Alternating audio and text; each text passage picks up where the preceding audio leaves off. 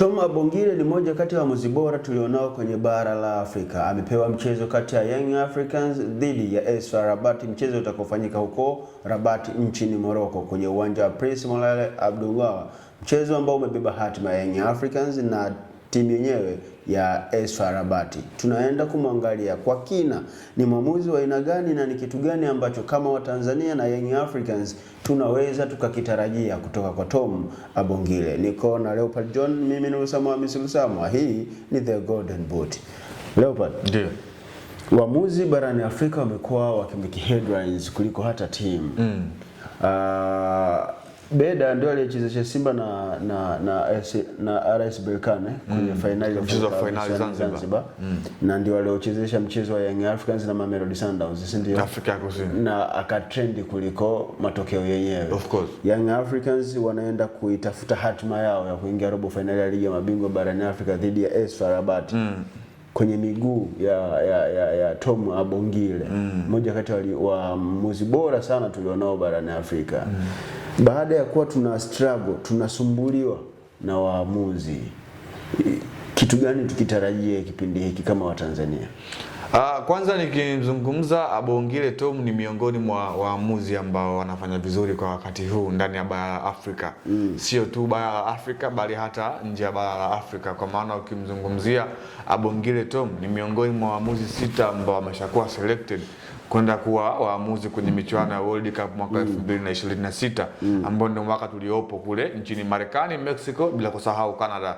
Kwa hiyo unaona ni miongoni mwa mwamuzi ambaye ana hadhi ya FIFA na amekuwa mwamuzi kwenye mechi kubwa za Afrika, amekuwa anashirikisha, kwa maana tumemshuhudia kwenye michuano ya AFCON, mechi ya nusu finali Nigeria. Alikuwa ni miongoni mwa waamuzi ambao walikuwa wakichezesha kwenye huo mchezo.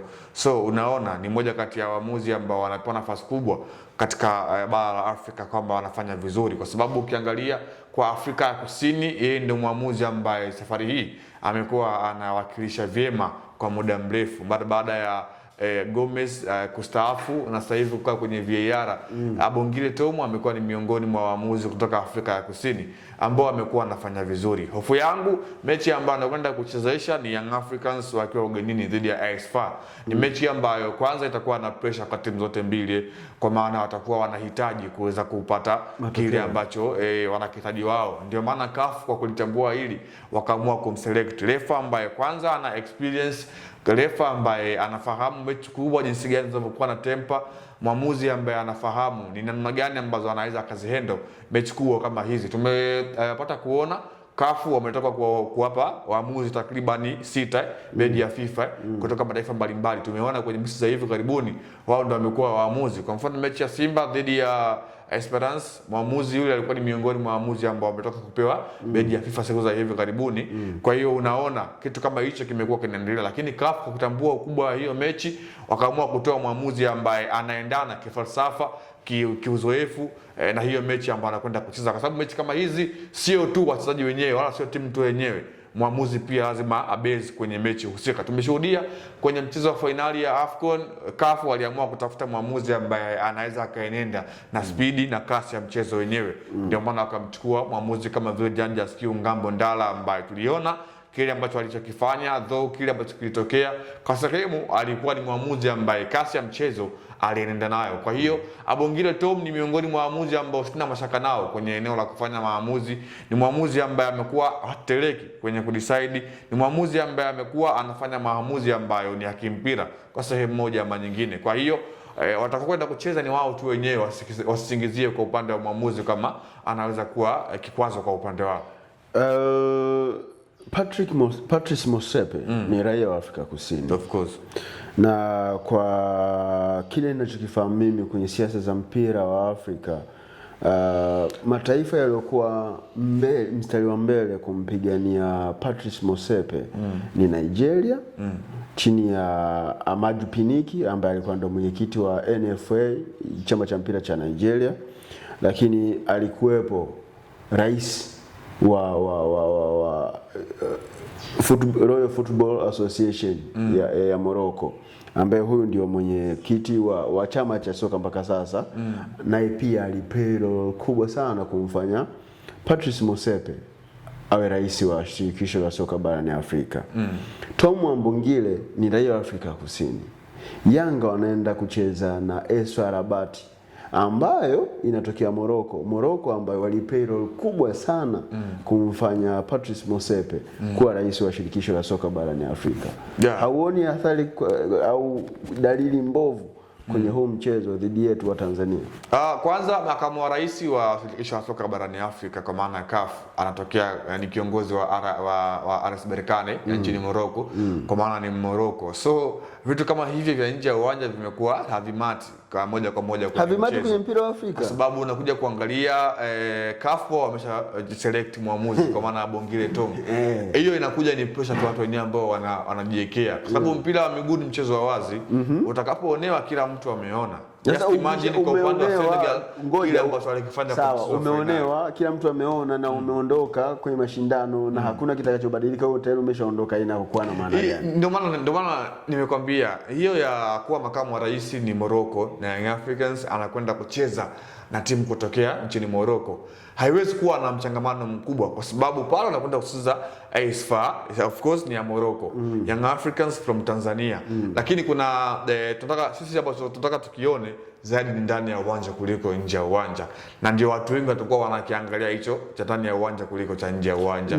Yaani football politics zipo, ndio maana unaona Morocco na Algeria. Unajua mwamuzi ana play kubwa sana kwenye matokeo ya mpira wa miguu, of course, kwa sababu yeye anakuwa decide ya mwisho. Watifu ule uhusiano uliopo kati ya Patrice Motsepe ambaye ni raia wa Afrika Kusini ambaye ana access kubwa na nzuri ya kumfikia Tom Ambongile kwenye kumfikia na kuzungumza naye, na ana urafiki wa karibu si tu na makamu wa rais wa shirikisho la soka barani Afrika ambaye ni rais wa chama cha mpira wa Morocco, lakini pia ni nchi ya Morocco iliyomweka pale.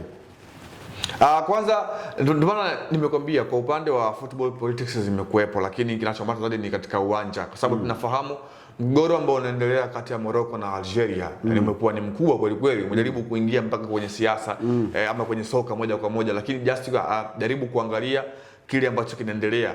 Yaani mgogoro wa nje umekuwa haumati ndani ya pitch. Yaani utakuwa unaishia nje ya pitch, lakini ukifika kwenye pitch itakuwa inasaidikika. Young Africans ni miongoni mwa klabu kubwa safari hii. Sidhani kile ambacho walifanywa mara ya kwanza Afrika ya Kusini kinachokuaminisha zaidi Young Africans ni kubwa, haiwezi wameshakuwa Kongo tofauti na mara ya kwanza. Unajua kipindi kile walifika robo finali kwa mara ya kwanza, so waliona nafasi ambayo walifikia. Kati ya Young Africans na timu ya taifa ya Senegal, ni watu gani wakubwa kwenye mpira wa Afrika? Senegal hawakusumbuliwa. Of course kusumbuliwa ni moja, lakini unaona reaction ambayo walichukua. Yaani doesn't matter sasa hivi ambacho tunataka kwenda kukiona ni ile reaction. Young Africans anadhulumiwa kwa sababu ile ilikuwa ni dhuluma katika uwanja wa Loftus Versfeld dhidi ya Mamelodi. Dehane Beda alitafsiri mpira ambao Nicola Besela alipiga Stefan Kiaziski haukuingia golini, lakini Afrika nzima na ulimwengu uliona kama iliingia. Lakini Young Africans hawakureact. Kwa sababu gani? Walishalizika kwamba tumefika hatua robo finali, mafanikio makubwa kwa klabu yetu, wakaishia pale. Lakini kama walikuwa na malengo kama Senegal ambayo wao walikuwa nayo pengine kwa mchezo wa finali, unataka kuniambia Young Africans hawakuwa na malengo? Walilisika kwa sababu gani? Yani wakasema hata kama tumeshafika hapa ni pakubwa kwa klabu yetu, na watu wengine pia wakakubali tumefika robo. Tukubaliane wanaweza wakaridhika pia kwa sababu wanaenda kucheza na AS FAR. Hii mechi ndio maana nimekwambiaje, safari hii Young Africans ameshakuwa mkubwa kwa kiasi fulani.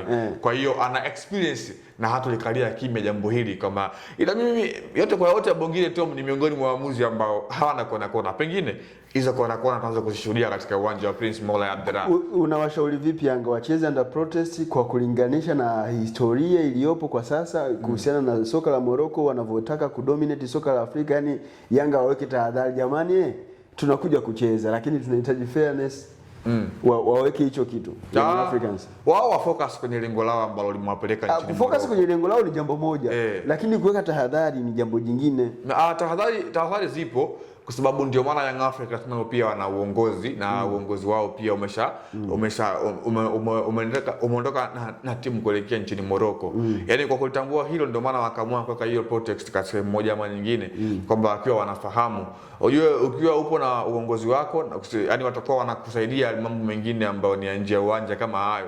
So players wao watabakia kufanya majukumu yao ndani ya pitch. Kwa hiyo Young Africans kama nilivyozungumza, safari hii imeshakuwa klabu kubwa, kwa maana wakati wanafika robo finali ligi ya mabingwa barani Afrika walikuwa bado hawajafika, walikuwa wameshafika hatua ya finali kumfikisha barani Afrika, lakini bado ile experience na ligi ya mabingwa barani Afrika walikuwa bado hawajaipata. So jaribu kuangalia msimu uliopita though alishia makundi, lakini kuna experience na ile test ambayo walishaipata kwa sehemu moja ama nyingine. So safari hii nategemea kuona Young Africans ambayo imeshakomaa katika eneo la kuwa kama klabu kubwa ambayo nayo pia ina malengo kwa kiasi fulani. Au kitu ambacho kinakuaminisha ni kwa sababu Engineer Hersi ni rais wa ECA, basi Young Africans inaweza ikawa kwenye safe side, yani haitoweza kuathiriwa na maamuzi ya waamuzi. Yeah, of course, kwa sababu naye pia yupo kwenye huo mstari wa kijani, kwa maana naye pia ni miongoni mwa viongozi wakubwa katika bara la Afrika na hapo katika sekta nyeti. Kwa maana unapozungumzia ECA, African Club Association, ni miongoni mwa shirikisho ambalo CAF wanalitegemea kuweza kuibua ama kuendeleza mpira soka kwa sehemu moja ama nyingine. So lazima watamrespect yule ambaye ndio kiongozi kwenye hilo eneo. So kuna siku nimeshazungumza hapa kwamba Young Africans inanufaika zaidi na Engineer Hersi Said kuliko Engineer Hersi Said anaponufaika na Young Africans. Kukubaliana. Of course mimi Engineer Hersi ananufaika zaidi mimi na Young Africans kuliko Yanga anavyonufaika na Engineer. Mimi naamini hivyo binafsi yangu kwamba Young Africans wananufaika na Engineer Hersi Said kuliko Engineer Hersi Said ananufaika na Young Africans. Moja kati ya vitu ambavyo mimi Rusama anaweza nikaushauri uongozi wa Young Africans, kama inawezekana, ni afadhali kuweka tahadhari. Yaani Young Africans wacheze mchezo dhidi ya AS FAR Rabat under protest juu ya kile ambacho kinaendelea kwenye soka la Afrika na kile ambacho wanakihitaji Morocco. Haitashangaza baada ya dakika 90 Young Africans ikitokea bahati mbaya kufungwa, lakini anayezungumzwa zaidi akawa ni Tom Ambongile. Mimi ni Rusama, nilikuwa na Leopard John. Hii ni The Golden Boot.